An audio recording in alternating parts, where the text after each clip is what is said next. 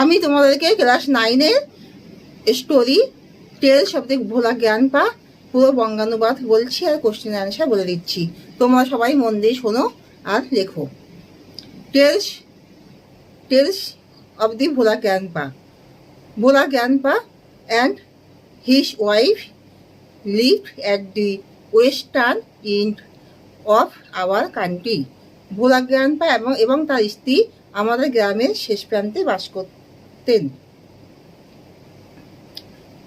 A Bakul tree overshot on their হাট। এই চিউটি হাট মানে কুটির, তাদের কুটির উপরে একটা বকুল গাছ ছায়া দিত। A troop of monkeys lived on the bakul tree. বকুল ট্রির উপরে একটা মানকির দল বাস করত।